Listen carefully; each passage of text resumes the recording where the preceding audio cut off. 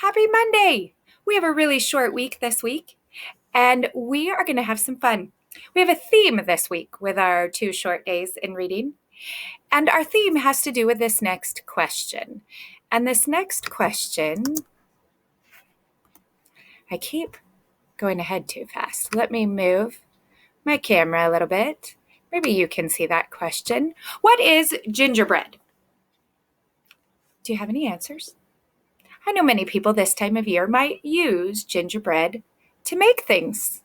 I've got a couple pictures for you that might help you answer this question. Here's one. What is gingerbread? Maybe you said you've made a gingerbread house before. In my family, we have made a gingerbread house before, and it might look something like this.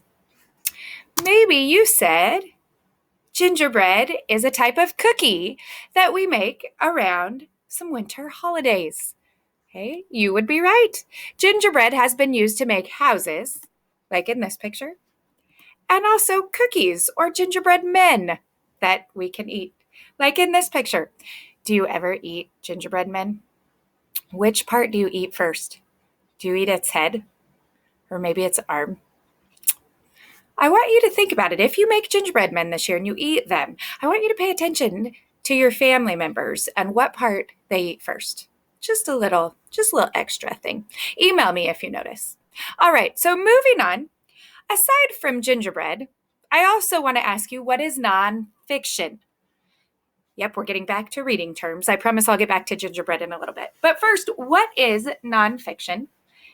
The non means not, and the fiction means fake. So nonfiction, we've said it together before, means not fake. And if something is not fake, what is it? Real. That's right. It is real. So nonfiction is a real passage. It could be about a real event or a real person. Maybe it's facts about something that's going on. We find nonfiction in social studies and in science. We often find nonfiction in our Time for Kids magazines. We find nonfiction in lots of places. And today you're going to find nonfiction in reading. What do you think you will learn if you read a nonfiction passage about gingerbread? What do you think you'll learn? Maybe you'll learn where gingerbread came from.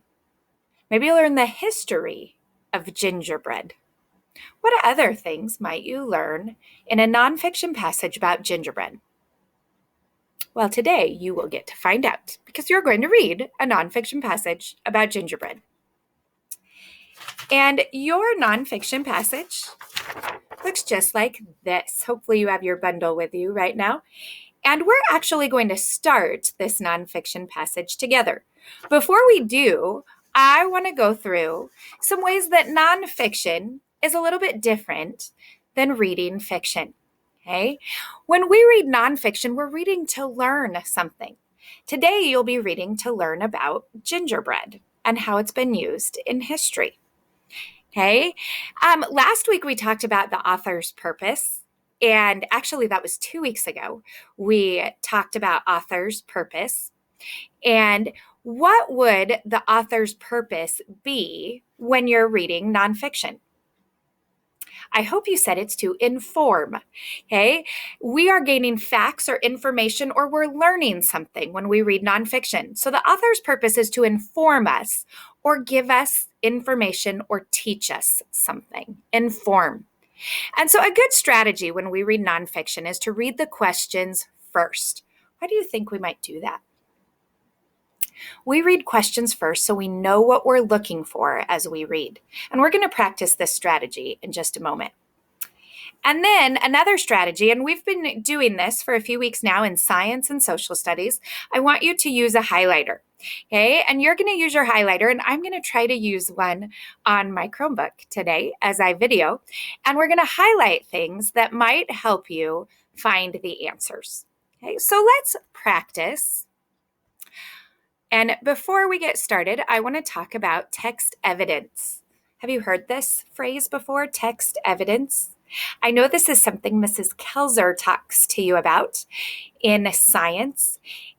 In social studies, we want to use text evidence as well. Remember, the word text is anything you read, and evidence is proof, something you can use to back up or prove something else. So text evidence is evidence or proof from the reading or text that helps you answer the question. Text evidence is especially important in nonfiction.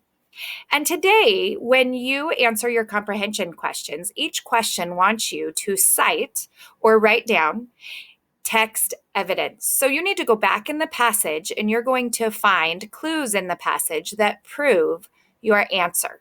That's called text evidence. It's a way you can be a scientist even when you're reading.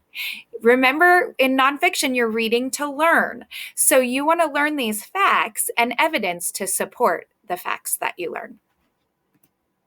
Okay, so we are going to go through 4 of our questions that are on the back of our story today. We're going to go through these 4 together, and I wrote them here on the slide, and so that we know what we're looking for as we read. So number 1, read it out loud with me. Explain where ginger originated. Originated means started. So we're looking for, where did ginger get its start? Ginger is a spice or something that we cook with, like gingerbread. We use ginger to make gingerbread. Okay, number 2, read it out loud with me.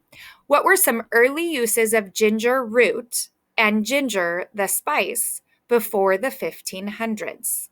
So we're looking for those 2 things. Number 3, explain why gingerbread was important to the American colonies. You've been learning about the colonies in social studies, okay? And so ginger was important to those American colonies, the ones that you're learning about in social studies. So today, you'll gain a little information about that and why ginger was important to the people living there. And then number 4, let's read that together. Summarize the information given about the National Gingerbread House competition. Did you know there was a national competition where people make gingerbread houses? Very cool. So that's one thing that you'll learn as you read today. So you're going to learn lots of facts. We are going to start this together and read one of the paragraphs, and we're going to be looking for number 1 and number 2. Where did ginger originate, and what were some of its early uses? Okay, so I've got this paragraph. I've got 2 paragraphs for us, one here and one on the next slide. And I am going to click on my pen tool, and we are going to underline, because I don't have a highlighter, but I'll underline right here, okay, things that stick out to us. Remember, we're looking for, where did ginger get its start or originate, and what were some uses it had before the 1500s? If we see things like that, let's highlight them. Okay, I want you to follow along in your head as I read out loud. And remember, this is the beginning of your practice today. So I am getting you started, okay? And if you don't have yours out, why don't you get it out right now? Pause the video and get out your bundle and this paper right here, okay? And we're going to be doing a couple of these questions together. And I am reading I'm reading the 2nd and 3rd paragraphs. All right, follow with me. Today, gingerbread comes in many forms, including edible houses, cookies, and cake-like bread loaves. People haven't always used ginger to build houses decked with gumdrops or bake cookies shaped like little men, though. Ginger root originated in China, where it was first used as a medical treatment. Originated, that means started. So I'm just going to underline originated right there. It tells us it originated in China and it was first used as a medical treatment. I think that's important, and that's going to help me answer that where did ginger originate question. So I am going to highlight that. Let's keep reading. People soon found that it could also be used to flavor preserved meats. That's a nice way of saying the spice masked the smell of rotting meat. And as time went on, ginger became a popular spice for cooking. Okay, so when it first got started, it was also used to flavor meat. So that can help me answer the question, what was it first used for? Okay. All right, let's read the next paragraph. Okay. I think that I need to erase these because it'll show up on the next one. You know what? I'm going to go right back here and we'll see. Okay. Yes, my highlights did stay. We'll see if we need to highlight those or not. Okay, follow with me. The first known recipe to take ginger root and create gingerbread comes from ancient Greece. But the first recorded recipe for gingerbread in Europe dates back to 1390.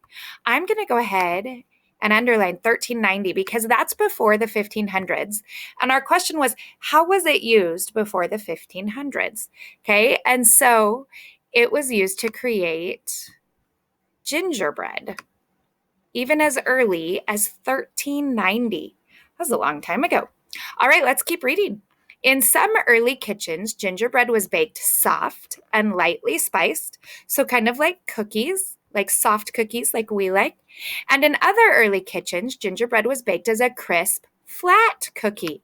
So maybe you like crispy gingerbread cookies. I like the soft, chewy ones. These recipes included ingredients such as stale breadcrumbs, ground almonds, ginger, and molasses or honey.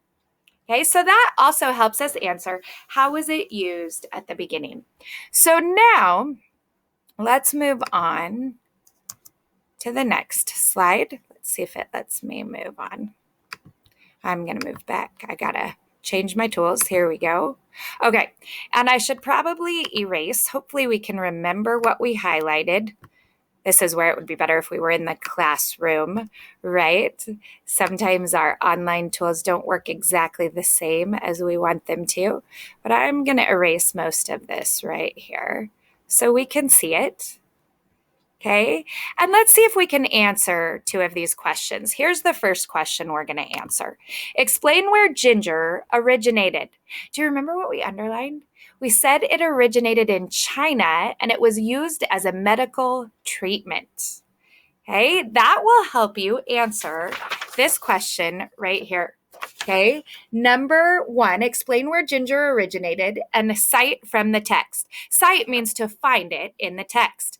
Well, we found in the text together, it originated in China and it was used as a medical treatment. If you want to pause right now and fill out number one, you can do that.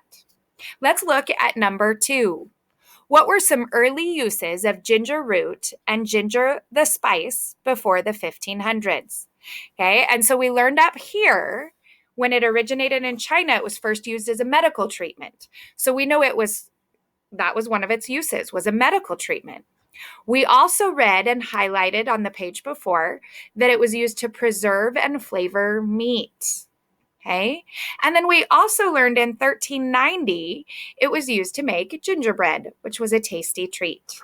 So if you want to fill in number two right now, we worked on one and two together. You can pause this video and you can answer one and two. And remember, our evidence was what we underlined in paragraphs 2 and 3. So what you're going to do today is you are going to finish reading this. You'll want to start at the beginning. Remember, you'll use your highlighter. There it is. Okay. And you'll highlight the important things as you go.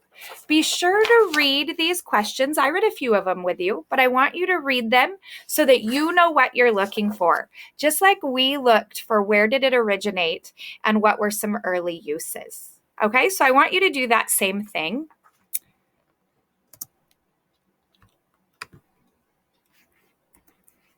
And I thought I had one more slide there, but it was a good thing I checked. I didn't have any. So I want you to practice your nonfiction today. And then, if you have time, would you tell me if you've ever made a gingerbread man or a gingerbread house? Do you have any gingerbread traditions in your house? Maybe you don't. We try to make a gingerbread house some years. It's not an every year tradition for us, but I'd love to know about your gingerbread traditions if you have any. And then tomorrow, we get to do a little creating ourselves with some gingerbread. So come back and visit me tomorrow.